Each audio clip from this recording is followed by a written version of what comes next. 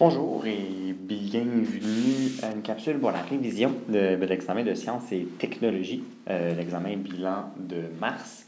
Donc, je vais faire au moins 2 capsules pour la révision de cet examen. Dans la première capsule, celle que je vous présente aujourd'hui, je vais plutôt parler de l'atome et du tableau périodique, donc les premières semaines de l'année. D'abord, commençons par l'atome. Donc, évidemment, pour parler de l'atome, on a vraiment besoin d'utiliser notre tableau périodique. Je vais zoomer ici, puis on va prendre comme exemple le cuivre, ici. Alors, pour le cuivre, vous voyez, il y a 2 chiffres qui sont très importants. On a tout d'abord le chiffre en haut, qui correspond au nombre de protons. Donc, on appelle ça le numéro atomique. Ça correspond aux protons. Et par défaut aussi, ça correspond aux électrons, donc aux charges négatives. Le chiffre qui est en bas, lorsqu'on l'arrondit, donc supposons ici qu'on l'arrondit à 64, ça correspond au nombre de masse.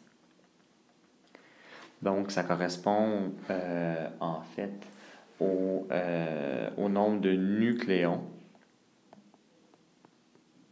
Donc, ça veut dire le nombre de particules dans l'eau. Donc, ça correspond aux protons plus aux neutrons.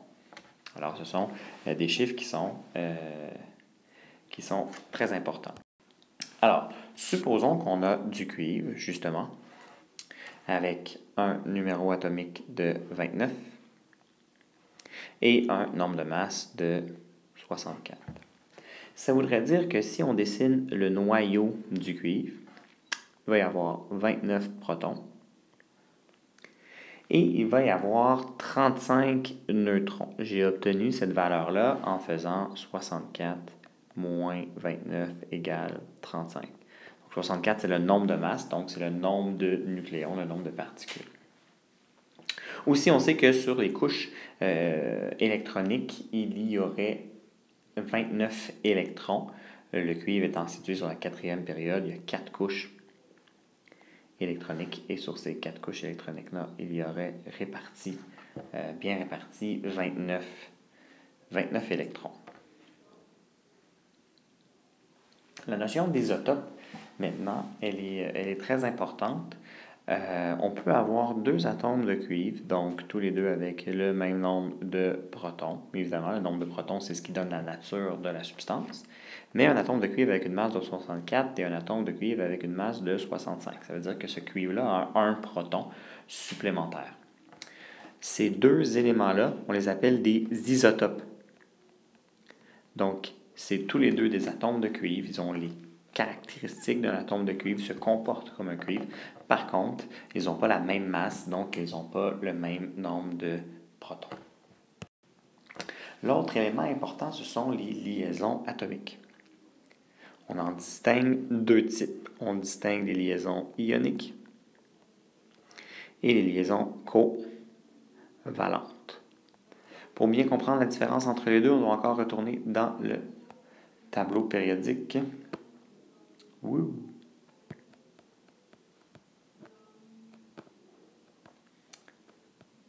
Bon.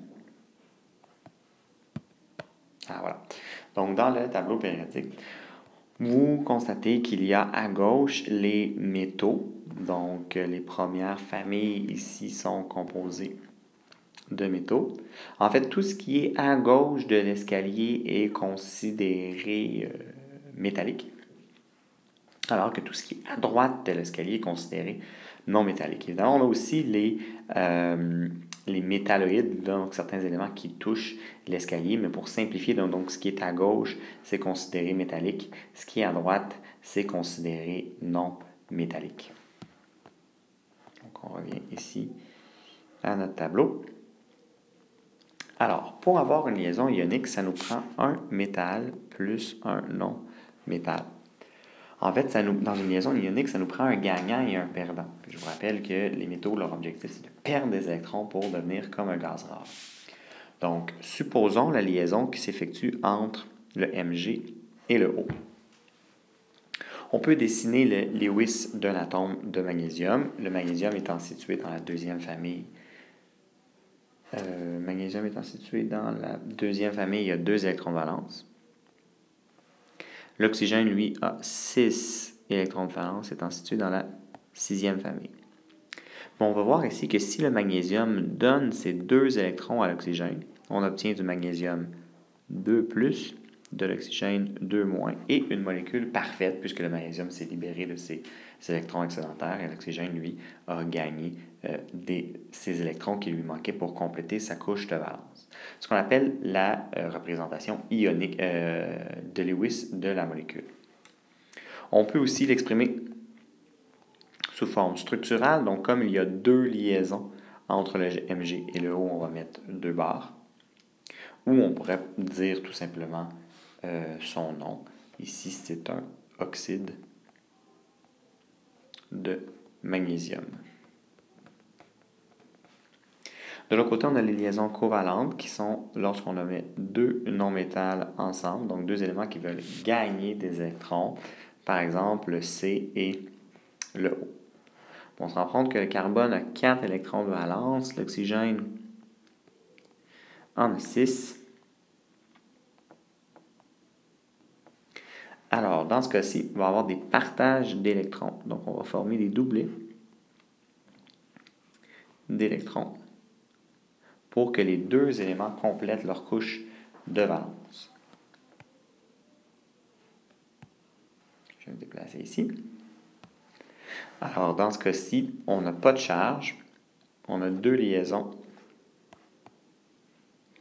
On n'a pas de charge, mais on a 2 liaisons par élément. Donc, le carbone fait 2 liaisons avec cet oxygène-là. Le carbone fait aussi 2 liaisons avec cet oxygène-ci. Et on forme du dioxyde de carbone. Parmi les autres éléments qui sont importants, on a la périodicité. Alors, chaque ligne du tableau périodique est une période. Et dans ces périodes-là, il y a certaines caractéristiques qui évoluent d'une certaine manière. Par exemple, si on prend une même période, on prend la 2e période, bien, on va se rendre compte que, puis là, je fais référence dans votre cahier de notes, dans votre cahier de révision, aux questions là, 8 et 9, on va se rendre compte que le rayon atomique diminue. Donc, plus on avance dans la période, plus le rayon diminue. Ben, comment on pourrait expliquer ça? On explique ça tout simplement par le fait que plus on avance dans la période, plus il y a de protons dans le noyau. Vous remarquez, le lithium, il y a 3 protons, le néon en a 10. Donc, le néon a 10 charges positives dans le noyau pour retenir les électrons. Comme il y a plus de charges positives, bien, les électrons vont se coller sur le noyau, ce qui va diminuer la grandeur du rayon. Donc, l'atome est plus petit. Donc, on explique ça de plusieurs manières. Donc, dépendamment des caractéristiques, on peut faire des analyses par période. On pourrait faire aussi des analyses par famille. Alors, pourquoi c'est plus facile d'arracher un électron aux premières familles? Bien, c'est parce que leur objectif à eux, c'est de libérer des électrons. C'est ça leur but. Le but du calcium, c'est de perdre 2 électrons pour devenir comme l'argon. Donc, il va tout faire pour les perdre. Alors que le brome, lui, son but, c'est d'en gagner un pour devenir comme le krypton. Alors, lui, il va tout faire pour en gagner un. Alors, le calcium va facilement perdre. Le brome, lui, va facilement gagner.